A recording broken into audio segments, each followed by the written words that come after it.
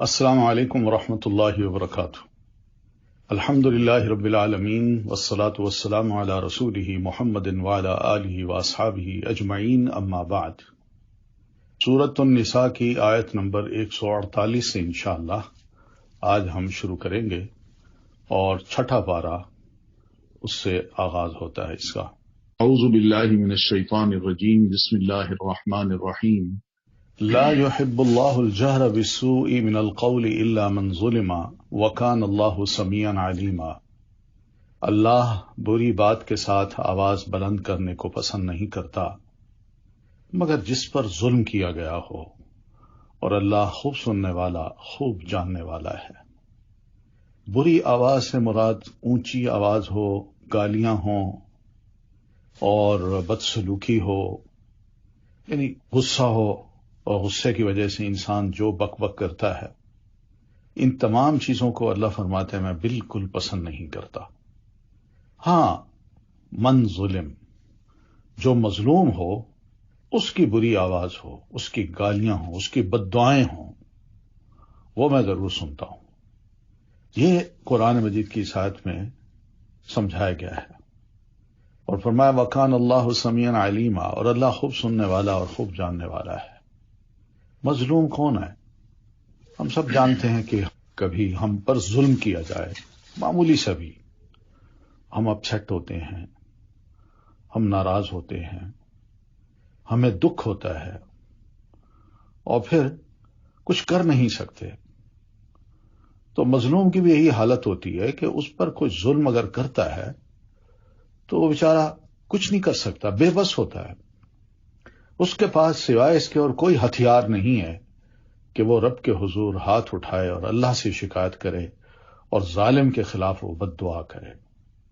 تو یہاں پر اس آیت میں یہ بات بھی سمجھائی گئی کہ مظلوم کو ظلم کے اظہار کی اجازت اللہ تعالی دے رہا ہے۔ دوسری بات یہ پتہ چلتی ہے کہ مظلوم کے لیے ظالم کے خلاف بد دعا کا اظہار کرنا بھی جائز ہے۔ ایک قول یہ بھی ہے کہ مظلوم اپنے اوپر کیے گئے ظلم کا ذکر کر سکتا ہے کہ فلاں نے مجھ پر یہ زیادتی کی، فلاں نے مجھ پر یہ ظلم کیا، فلاں نے میرا مال لوٹا، فلاں نے مجھے دھوکہ دیا، فلاں نے یہ کیا، فلاں میری رقم کھا گیا۔ تو یہ سب چیزیں مظلوم کے حق میں جاتی ہیں، تو اس کو اس کی اجازت دی گئی ہے۔ علماء نے اس کا معنی ایک یہ بھی کیا ہے کہ اگر ظلم کی صورت میں کسی نے اس کو برا بھلا کہا ہو تو وہ اس کو ویسے ہی جواب دے سکتا ہے۔ تو کیوں اس کو اجازت دی گئی ہے؟ اس میں حکمت کیا ہے؟ وجہ یہ ہے کہ ایک تو اس کو غصہ ہے، اللہ یہ چاہتا ہے کہ وہ اپنا غصہ بھی ٹھنڈا کر لے، اور تاکہ وہ بھی تلوار کی طرح یا ہاتھ سے دبوچنے کی طرف چھلانگ نہ لگائے، غصہ ٹھنڈا کر لے۔ جو حقدار ہے اس کو بات کرنے کی شریعت اجازت بھی دیتی ہے۔ حق بولتا ہے، مظلوم ہو نا اور سچ ہو اس کے پاس تو وہ بولتا ہے۔ لیکن جو ظالم ہوتے ہیں نا، وہ جھوٹا الزام لگاتے ہیں مگر ان کے پاس کوئی پروف نہیں ہوتے، وہ صرف ظلم کرنا جانتے ہیں، حسد کی وجہ سے، بغض کی وجہ سے، یا دوسرے کو آگے بڑھتا دیکھ کے اس کی ٹانگ کھینچنے کی وجہ سے اس کو مظلوم بنا دیتے ہیں۔ تو اللہ فرماتے ہیں ان تبدوا خیرا او تخفوه او تعفو عن سوء، اگر تم کوئی نیکی ظاہر کرو یا اسے چھپاؤ یا کسی برائی سے درگزر کرو تو بے شک اللہ بہت معاف کرنے والا، بہت قدرت والا ہے۔ تو ظلم کرنے والے سے درگزر کرنا بھی اللہ سکھاتے ہیں۔ سیدنا علی رضی اللہ تعالیٰ عنہ کا ایک قول ہے، فرمایا کرتے تھے کہ ہم نے رسول اللہ صلی اللہ علیہ وسلم کی تلوار کے دستے میں یہ لکھا ہوا پایا، کیا؟ اعف عمن ظلمک، جو تم پر ظلم کرے اس سے درگزر کرو۔ تو یہ بھی درگزر کرنا بڑے دل کی بات ہے۔ جو درگزر نہیں کرتا اس سے بھی پھر درگزر نہیں کیا جاتا۔ من لا یرحم لا یرحم، ولا یغفر من لا یغفر، ولا یعفى عمن لم یعفو، ولا یتاب علی من لا یتوب، ولا یوقع من لا یتوقع۔ سیدنا عمر رضی اللہ تعالیٰ عنہ کا قول ہے کہ جو شخص رحم نہیں کرتا اس پر بھی رحم نہیں کیا جاتا، جو معاف نہیں کرتا اسے بھی معافی نہیں مل سکتی، جو درگزر نہیں کرتا اس سے بھی درگزر نہیں کیا جاتا۔ اور جو توبہ قبول نہیں کرتا اس کی بھی توبہ قبول نہیں کی جاتی، اور جو خود گناہ سے نہیں بچتا اسے بچایا بھی نہیں جا سکتا۔ کون بچائے اس کو؟ وہ تو خود ہمت کرے گا تو بچے گا نا۔ ان الذین یکفرون باللہ ورسلہ، بے شک وہ لوگ جو اللہ اور اس کے رسولوں کا انکار کرتے ہیں اور چاہتے ہیں کہ اللہ اور اس کے رسولوں کے درمیان تفریق کریں، اور کہتے ہیں کہ ہم کچھ کو مانتے ہیں اور کچھ کا ہم انکار کرتے ہیں، اور وہ چاہتے ہیں کہ اس کے درمیان کا کوئی راستہ بنا لیں۔ قابل غور بات ہے آج کے دور میں، آج ہم نے اللہ اور اس کے رسول کے درمیان ذرا تفریق کر رکھی ہے کہ اللہ کی کتاب کو تو ہم مانیں گے، مگر رسول اللہ صلی اللہ علیہ وسلم کا نام لیں گے بڑی عقیدت سے، مگر آپ کی سیرت ہو، آپ کی عادات اور اخلاق ہوں، آپ کی تعلیم ہو، اس کو ہم وہ مقام نہیں دیتے جو اللہ تعالیٰ نے دیا ہے رسول کی اس تعلیم کو، جبکہ وہ بھیجے اس لیے گئے تھے کہ یعلمہم الکتاب والحکمہ، کہ وہ آ کے لوگوں کو کتاب کی تعلیم دیں اور حکمت کی تعلیم دیں۔ مگر آج یہ فرق کیا جا رہا ہے۔ آج یہ بات تو بڑی عام ہے، جی قرآن سیکھو، قرآن پڑھاؤ، قرآن پڑھو، مگر قرآن کو کون سکھائے گا، کون پڑھائے گا؟ صرف کیا قرآن کی قرأت ہم نے کرنی ہے، یا قرآن مجید کو سمجھنا بھی ہے؟ اور سمجھنے کے لیے یہی طریقہ ہے جیسے ام المومنین سیدہ عائشہ رضی اللہ تعالی عنہا نے فرمایا تھا کہ کان خلقہ القرآن، نبی علیہ الصلوۃ والتسلیم قرآن مجید کی چلتی پھرتی ایک تصویر تھے۔ بس سیرت پڑھ لو، وہ اخلاق جو اسلام کے ہو سکتے ہیں، چاہے وہ عقائد کے ہوں، چاہے وہ معاملات کے ہوں، چاہے وہ احکام ہوں، وہ رسول اللہ صلی اللہ علیہ وسلم کی زندگی میں آپ کو سب کچھ نظر آ جائے گا۔ آج اس کی تفریق کی جا رہی، کہتے ہیں نہیں، رسول کو ایک طرف کرو، قرآن کو ہم خود پڑھیں گے، خود سمجھائیں گے، خود سمجھیں گے۔ اور بھئی اس طرح قرآن سمجھ نہیں آتا جب تک کہ جس پر اترا ہے اور جس نے اس کو سمجھا ہے اور جس نے اس پر عمل کیا ہے اور جس نے اس کے مطابق کہا ہے، ہم اس کو نہ سمجھیں۔ بڑی عجیب بات ہے کہ جس پر قرآن اترا ہے ہم اس کو تو ایک طرف کر دیں اور خود اس جگہ بیٹھ جائیں۔ یہ کیا چیز ہے؟ یہ تو وہی ہے وَيَقُولُونَ نُؤْمِنُ بِبَعْضٍ وَنَكْفُرُ بِبَعْضٍ، ہم کچھ کو تو مانتے ہیں اور کچھ کا ہم انکار کرتے ہیں۔ یہ کچھ کو ماننا کیا ہے؟ کتاب کو ماننا ہے، رسول کی احادیث اور آپ کی سنت کو نہیں مانتے، یہ مانا بھی ہے۔ یا اللہ کو مانتے ہیں اور اس کے کچھ رسولوں کو مانتے ہیں اور کچھ رسولوں کو نہیں مانتے، بلکہ کیا چاہتے ہیں؟ یریدون ان یتخذوا بین ذلک سبیلا، وہ چاہتے ہیں کہ اس کے درمیان کا کوئی راستہ اپنا لیں، دونوں خوش ہو جائیں، ہم بھی آزاد رہیں، ہم پر کوئی قدغن نہ ہو، پابندی نہ لگے کہ یوں کرو، یوں بیٹھو، اللہ کے رسول صلی اللہ علیہ وسلم کی سیرت یہ ہے، اور اللہ کے رسول صلی اللہ علیہ وسلم دائیں ہاتھ سے کھاتے تھے، دائیں ہاتھ سے پیتے تھے، بیٹھ کے کھاتے، بیٹھ کے پیتے، مطلب وہ چیزیں وہ نہیں چاہتے، کہتے کچھ کام ایسے کرو کہ اپنے آپ کو ریجڈ نہ بناؤ۔ اور بھئی یہ کیا پھر طریقہ ہے؟ کس نے کہا ہے یہ؟ کیا دین پر عمل کرنا، رسول اللہ صلی اللہ علیہ وسلم کی سنت پر عمل کرنا یہ ریجڈٹی ہے؟ وہ ہوش کا ناخن لینے چاہیے ہمیں۔ قرآن مجید کی آیات کو سمجھیں۔ قرآن مجید میں اللہ فرماتے ہیں اولئک هم الکافرون حقا، یہی لوگ دراصل حقیقی کافر ہیں، اور ہم نے کافروں کے لیے رسوا کرنے والا عذاب تیار کر رکھا ہے۔ والذین آمنوا باللہ ورسلہ، مگر جو لوگ اللہ اور اس کے رسولوں پر ایمان لائے اور انہوں نے ان میں سے کسی ایک کے درمیان بھی تفریق نہیں کی، جی ہاں یہ دیکھیے، اولئک سوف یؤتیہم اجورہم، یہی وہ لوگ ہیں جنہیں وہ ان کے اجر ضرور عطا کرے گا، اور اللہ بہت بخشنے والا، نہایت رحم کرنے والا ہے۔ یسألک اہل الکتاب، اللہ کے رسول آپ سے اہل کتاب مطالبہ کرتے ہیں کہ آپ ان پر آسمان سے ایک کتاب اتار لائیں، تب مانیں گے۔ اللہ فرماتے ہیں یہ تو معمولی سے سوال ہے۔ فقد سألوا موسیٰ اکبر من ذلک، حقیقت میں انہوں نے موسیٰ علیہ السلام سے اس سے بڑی چیز کا مطالبہ کیا تھا۔ کیا کہا تھا انہوں نے؟ فقالوا ارنا اللہ جہرۃ، ہمیں اللہ کو سامنے دکھاؤ، تم سے بات کرتا ہے ہم سے بھی کرے اور ہمارے سامنے آ جائے، تب ہم مانیں گے۔ لن نؤمن حتی نری اللہ جہرۃ، کتنی بڑی بات ہے۔ تو فَأَخَذَتْهُمُ الصَّاعِقَةُ بِظُلْمِهِمْ، تو ان کے ظلم کی وجہ سے بجلی کی کڑک نے انہیں پکڑ لیا. پھر اس کے باوجود کہ ان کے پاس واضح نشانیاں آ چکیں، انہوں نے بچھڑے کو معبود بنا لیا. یعنی رسول موجود تھا، سیدنا موسیٰ علیہ السلام کے بھائی ہارون وہاں ان کے درمیان موجود تھے، تعلیم موجود تھی، اس کے باوجود بھی بچھڑے کی عبادت. آج یہی بچڑا ہے جو ہم مسلمانوں کے دلوں میں بھی بیٹھا ہوا ہے.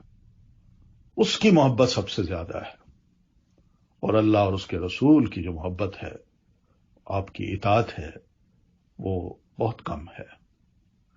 ثم اتخذوا العجل من بعد ما جاءتهم البينات، پھر اس کے باوجود کہ ان کے پاس واضح نشانیاں آ چکی، انہوں نے بچڑے کو معبود بنا لیا.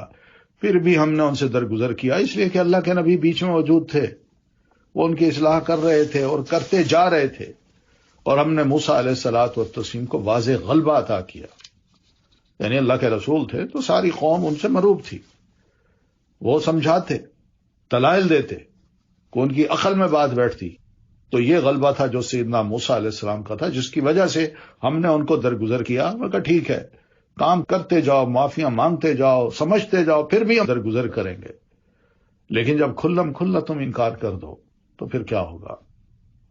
وَرَفَعْنَا فَوْقَهُمُ الطُّورَ بِمِيثَاقِهِمْ، اور ہم نے ان سے پختہ عہد لینے کے لیے کوہ طور کو ان پر اٹھایا اور ان سے کہا، یہ ایک دوسرا واقعہ، کہ دروازے میں عاجزی سے جھکتے ہوئے داخل ہو جاؤ. اور ہم نے ان سے یہ بھی کہا کہ تم ہفتے کے دن میں زیادتی نہ کرو، اور ہم نے ان سے پختہ عہد لیا. یہ بڑی بڑی باتیں ہیں. یہ آپ سے کہتے ہیں جناب آسمان پر سے ہمارے لیے کوئی کتاب اتروائیں. فَبِمَا نَقْضِهِمْ مِيثَاقَهُمْ، ان کی حالت تو یہ تھی کہ ان کے عہد توڑنے اور اللہ کی آیات کے ساتھ کفر کرنے اور انبیاء کو ناحق قتل کرنے اور ان کے کہنے کے سبب کہ ہمارے دل غلافوں میں ہیں.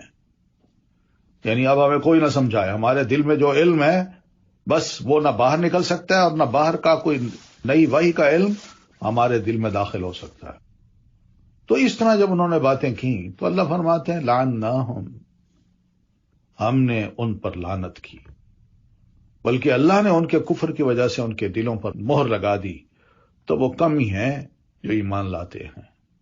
وَبِكُفْرِهِمْ وَقَوْلِهِمْ، اور ان کے کفر کرنے اور مریم پر بہت بڑا بہتان لگانے کی وجہ سے بھی ہم نے انہیں اپنی رحمت سے دور کر دیا. وَقَوْلِهِمْ، اور ان کے یہ کہنے کی وجہ سے کہ بے شک ہم نے ہی اللہ کے رسول مسیح عیسیٰ ابن مریم کو قتل کیا. وہ کہاں ہے؟ وہ تو کوئی آسمان پہ نہیں چڑھ.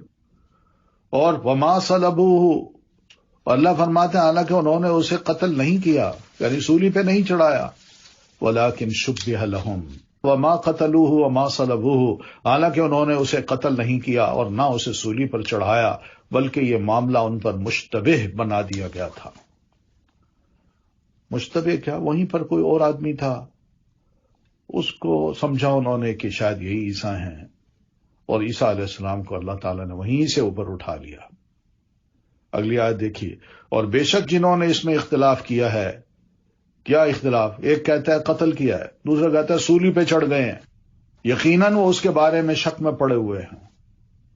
یہ ہے قرآن مجید کا فیصلہ.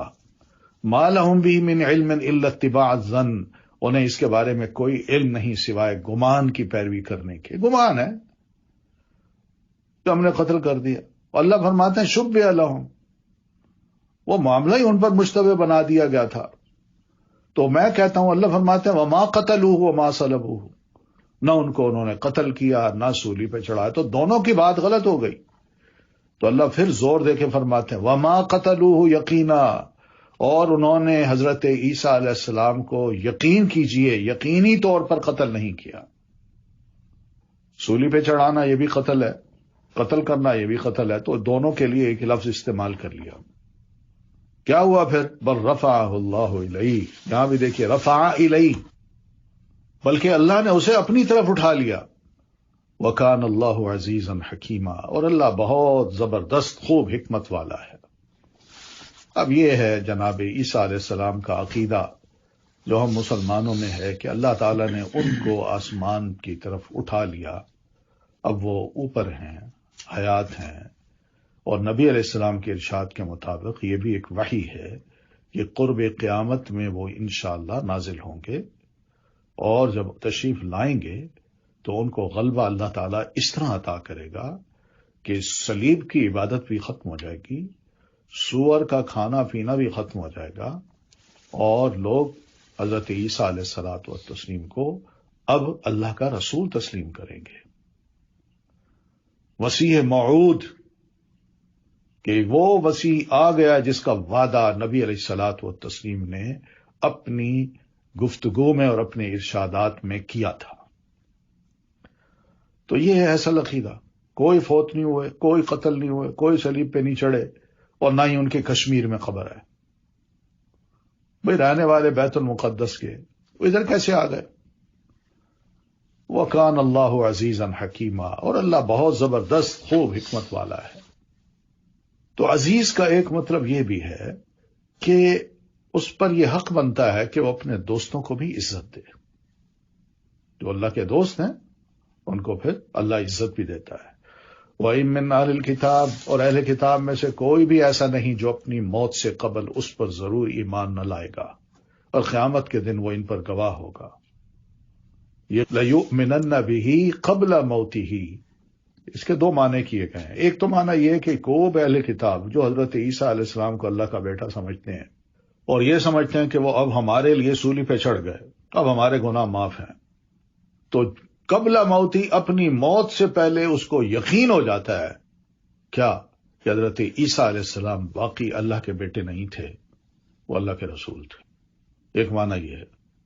تو ایک معنی، اہل کتاب میں سے کوئی بھی ایسا نہیں جو اپنی موت سے قبل اس پر یعنی عیسیٰ علیہ السلام پر ضرور ایمان نہ لائے، لیکن اس وقت ایمان لانا کوئی فائدہ نہیں دے گا۔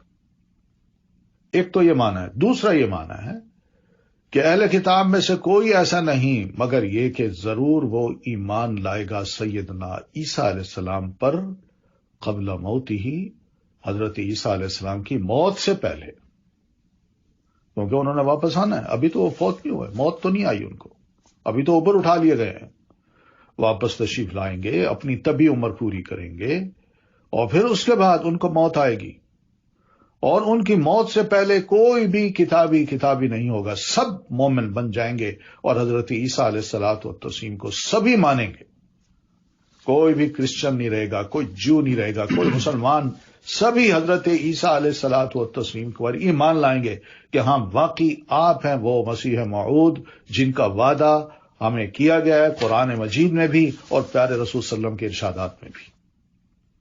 وَيَوْمَ الْقِيَامَةِ يَكُونُ عَلَيْهِمْ شَهِيدًا، اور پھر قیامت کے روز وہ ان پر گواہ بھی ہوگا کہ کس کس نے مجھے رسول مانا اور کس کس نے مجھے اللہ کا بیٹا مانا۔ تو بہرحال عیسیٰ علیہ السلام کے آنے کے بعد اسلام کے سوا باقی تمام ادیان ختم ہو جائیں گے، یہ ایک حقیقت ہے۔ ان کی صفات بھی نبی علیہ الصلوۃ والتسلیم نے بتائی ہیں۔ آپ فرماتے ہیں وہ درمیانی قامت والے ہیں، ان کا رنگ سرخ و سفید ہوگا، وہ ہلکے زرد رنگ کے لباس میں ملبوس ہوں گے، ایسے محسوس ہوگا جیسے ان کے سر سے پانی ٹپک رہا ہو، حالانکہ نمی یعنی پانی انہیں لگا نہیں ہوگا۔ انتہائی نظیف اور چمکدار رنگ کے ہوں گے۔ یہ ہے وہ مسیح دجال کو ہلاک کریں گے۔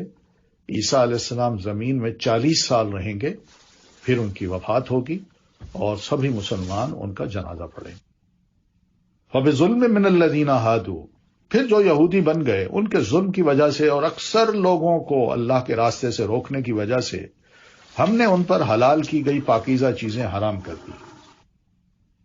وَأَخْذِهِمُ الرِّبَا، اور ان کے سود لینے کی وجہ سے، یہ دیکھیے اخذ کا مطلب ہے سود لینا، ٹھیک ہے، سود لیا جاتا ہے، اس میں یہ مطلب نہیں ہے کہ سود دینا حرام ہے یا سود لینا حرام ہے، اخذہم لینا بھی حرام ہے، وقد نہوا عنہ، جبکہ وہ لازماً اس سے روکے گئے تھے، اور ان کے لوگوں کے مال باطل طریقے سے کھانے کی وجہ سے بھی، اور ان میں سے جو انکار کرنے والے ہیں ان کے لیے ہم نے دردناک عذاب تیار کر رکھا ہے۔ لیکن الراسخون فی العلم منہم، لیکن ان میں سے جو لوگ علم میں راسخ ہیں اور جو مومن ہیں وہ اس پر ایمان لاتے ہیں جو آپ کی طرف نازل کیا گیا اور جو آپ سے پہلے نازل کیا گیا، اور جو نماز قائم کرنے والے ہیں اور زکوٰۃ ادا کرنے والے ہیں اور اللہ اور یوم آخرت پر ایمان رکھنے والے ہیں، یہی وہ لوگ ہیں جنہیں ہم ضرور اجر عظیم عطا کریں گے۔ یہاں راسخ فی العلم کی بات کی ہے۔ اللہ کے لیے عاجزی کرنے والے اور اللہ کی رضا کو طلب کرنے میں انتہائی منکسر یہ صاحب علم لوگ ہوتے ہیں۔ وہ اپنے سے اوپر والے لوگوں پر بڑائی کا اظہار نہیں کرتے اور اپنے سے کم درجہ لوگوں کو حقیر بھی نہیں جانتے۔ علماء یہ بھی کہتے ہیں کہ راسخ فی العلم وہ شخص ہوتا ہے جس میں 4 چیزیں پائی جاتی ہیں۔ اس کے اور اللہ کے درمیان تقوی پایا جاتا ہے، اس کے اور مخلوقات کے درمیان عاجزی اور انکساری پائی جاتی ہے، اس کے اور دنیا کے درمیان بے رغبتی پائی جاتی ہے، اور اس کے اور اس کے نفس کے درمیان مجاہدہ پایا جاتا ہے۔ یہ ہوتا ہے راسخ فی العلم۔ جو علم ہے اس میں ایسا رسوخ ہو جاتا ہے۔ انا اوحینا الیک، بے شک ہم نے آپ کی طرف وحی کی، جس طرح ہم نے نوح اور ان کے بعد دیگر انبیاء کرام پر وحی کی، اور ہم نے ابراہیم، اسماعیل، اسحاق، یعقوب اور اولاد یعقوب، عیسیٰ، ایوب، یونس، ہارون اور سلیمان کی طرف وحی کی، اور ہم نے داؤد کو زبور عطا کی۔ یہ وحی کی اور زبور عطا کی کیا ہے؟ یعنی اکثر انبیاء کا ذکر دیکھیے، انہیں کتاب اللہ نے عطا نہیں کی تھی، کتاب کے بغیر وحی کی گئی، اور جو وحی کی گئی اس پر ایمان لانے پر ہی قوم کی نجات یا عذاب کا انحصار تھا۔ تو یہ دیکھ لیجئے، تو کتاب کے بغیر بھی جو وحی ہوتی ہے وہ بھی وحی ہوتی ہے۔ یہی تو چیز ہے جو پیارے نبی صلی اللہ علیہ وسلم نے فرمائی ہے کہ انما اوتیت القرآن ومثلہ معہ۔ لوگوں غور سے سن لینا، اللہ تعالیٰ نے جس طرح مجھے قرآن عطا کیا ہے، اس جیسی اس کے ساتھ اور چیز بھی عطا کی ہے، اور وہ وہی ہے۔ یہ نہیں ہو سکتا کہ قرآن آپ پر نازل ہو اور اس کی تبیین، اس کی وضاحت وہ آپ پر نازل نہ ہو۔ علماء کا، تابعین کرام کا ارشاد ہے، وہ یہی کہتے ہیں کہ جس طرح قرآن کریم آپ پر نازل ہوتا تھا، اسی طرح جبریل امین سنت کو لے کر بھی نازل ہوتے تھے اور آپ کو سمجھا جاتے تھے کہ اللہ کے رسول اس آیت کا یہ مطلب ہے، نماز قائم کرنی ہے تو نماز کے اوقات کیا ہوں گے، وہ یہ ہوں گے۔ ہم سب مانتے ہیں، موطا امام مالک میں اور حدیث کی دیگر کتابوں میں یہ سب موجود ہے۔ اور ہم نے داؤد کو زبور عطا کی، ورسلاً، اور اس سے پہلے ہم نے کئی رسولوں کا آپ پر ذکر کیا، اور کتنے ہی رسول ہیں جن کا ہم نے آپ پر ذکر ہی نہیں کیا۔ اور اللہ نے موسیٰ علیہ السلام سے کلام کیا جیسے کلام کیا جاتا ہے۔ تو یہاں تو جو چند رسول تھے اور ان کے واقعات تھے جو آئندہ قیامت تک آنے والی انسانیت کے لیے مفید ہو سکتے تھے، وہ اللہ تعالیٰ نے بیان کر دیے بس۔ اور ساتھ یہ فرما دیا بہت سے رسول ہیں، ان کی قوموں کا ہم نے ذکر ہی نہیں کیا۔ وَقُرُونًا بَيْنَ ذَلِكَ، اور ان کے درمیان بڑے لمبی لمبی صدیاں ہیں، تو ان کا تو ہم نے ذکر ہی نہیں کیا۔ تو یہ اس کا مطلب یہی ہے کہ ہم جو ایک اندازہ لگاتے ہیں نا کہ ابراہیم علیہ السلام 4000 سال پہلے تشریف لائے اور آدم علیہ السلام 2000 سال پہلے تشریف لائے تھے، تو 6000 7000 8000 دنیا کی عمر ہے، ایسا مسئلہ نہیں ہے، یہ ہمارے اندازے ہیں۔ بس قرآن مجید کی یہ بات ہمیں سمجھاتی ہے کہ واقعی بڑے لمبے لمبے عرصے کا ذکر اللہ تعالیٰ نے کیا ہی نہیں، جو ہمارے لیے ضرورت تھی اس کو اللہ نے ذکر کیا بس۔ رسلا مبشرین و منذرین، یہ رسول خوشخبری دینے والے اور ڈرانے والے تھے تاکہ رسولوں کے بعد لوگوں کے لیے اللہ پر کوئی حجت باقی نہ رہے، اور اللہ بہت زبردست خوب حکمت والا ہے۔ رسول جب آتے ہیں نا تو وہ بندوں پر حجت بن جاتے ہیں۔ رسول آتے ہیں اپنے ماننے والوں کو وہ خوشخبریاں دیتے ہیں، اور نہ ماننے والوں کو وہ وارننگ دیتے ہیں، صاف صاف کہتے ہیں کہ اللہ کے ساتھ، میرے ساتھ کوئی کفر نہ کرنا، اور اللہ کے ساتھ کسی دوسرے کو شریک عبادت نہ کرنا، یا اللہ کے راستے سے نہ بھٹکنا، یہ سب کہتے ہیں، ورنہ لوگوں کے پاس حجت ہوتی۔ تو اس وجہ سے ان کا کام یہی ہوتا ہے کہ وہ ہر بات کو آ کے واضح کر جائیں۔ لیکن اللہ یشہد بما انزل الیک، لیکن اللہ گواہی دیتا ہے کہ جو اس نے آپ کی طرف نازل کیا اسے اپنے علم کے ساتھ نازل کیا، اور فرشتے بھی گواہی دیتے ہیں، اور کافی ہے اللہ گواہ۔ یعنی جو کچھ قرآن میں اتارا ہے یہ اللہ کا علم ہے، اس نے جانتے بوجھتے یہ سب کچھ اتارا ہے۔ اور کیا جو اس نے اتارا ہے کیا اس کا فائدہ نہیں ہے؟ کیا اس کا انسانوں کو نقصان ہے؟ کیا جو اس نے اتارا ہے، جو کہا ہے، ویسے ہی نہیں ہو پا رہا؟ یہ اللہ کا علم ہے بھائی، حال کا بھی ہے، ماضی کا بھی ہے، اور مستقبل کا بھی ہے۔ یہ ہمارے لیے حال، ماضی اور مستقبل ہے، ورنہ اللہ تعالیٰ کے لیے کچھ نہیں۔ لیکن اللہ کو پتا ہے، سب کچھ پتا ہے، اس نے اپنے علم سے، اندازوں سے نہیں، علم سے۔ تو قرآن بھی اللہ کا علم ہے، اور افضل انسان مسلمانوں میں وہی ہو سکتا ہے جو قرآن کے اس علم پر عمل کرے۔ ان الذین کفروا، بے شک وہ لوگ جنہوں نے کفر کیا اور اللہ کے راستے سے روکا، یقیناً وہ گمراہی میں بہت دور نکل گئے۔ ان الذین کفروا وظلموا، بے شک وہ لوگ جنہوں نے کفر کیا اور ظلم کیا، اللہ انہیں ہرگز نہ بخشے گا اور نہ انہیں کسی راستے کی ہدایت دے گا۔ الا طریق جہنم، ہاں سوائے جہنم کے راستے کے جس میں وہ ہمیشہ ہمیشہ رہنے والے ہیں، اور یہ بات اللہ پر بہت آسان ہے۔ یا ایھا الناس، لوگو، قد جاءکم الرسول بالحق من ربکم، یقین مانو یہ رسول تمہارے پاس تمہارے رب کی طرف سے حق لے کر آیا ہے۔ اب یہ سبھی انسانوں کو اللہ مخاطب کر رہا ہے، دنیا کے کسی کونے میں بسنے والا کوئی انسان، اس کا جو بھی مذہب ہے، اس کو اللہ تعالیٰ ایڈریس کر رہا ہے۔ تو اس کا دوسرا مطلب یہ ہے کہ یہ قرآن مجید جو ہے نا، یہ قیامت تک کے لیے سبھی انسانوں کو دعوت دیتی ہے کہ رسول اللہ صلی اللہ علیہ وسلم جو کچھ بھی لائے ہیں اپنے رب کی طرف سے لائے ہیں، آپ کا اپنا گھڑا ہوا نہیں ہے، اور جو کچھ لائے ہیں اس میں جو کچھ ہے یہ سچ ہے، یہ محض کوئی خوشخبریاں نہیں ہیں، پیشین گوئیاں نہیں ہیں، یا دھمکیاں نہیں ہیں، یا یہ بھی نہیں ہے کہ انسان جس طرح تفریق میں رہیں اور پھر اس کے بعد سب کوئی اپنے مطابق، اپنے فیصلے کے مطابق، اپنی سوچ کے مطابق یہی سمجھیں کہ ہم جنت میں جائیں گے اور دوسرے دوزخ میں جائیں گے۔ نہیں، جو کچھ رسول لے کے آیا ہے، یہ قرآن ہو، اس کی تعلیمات ہوں، اس کا اپنا کہنا ہو، اس کا اپنا کرنا ہو، یہ سب یاد رکھیے، یہ برحق ہے اور تمہارے رب کی طرف سے ہے۔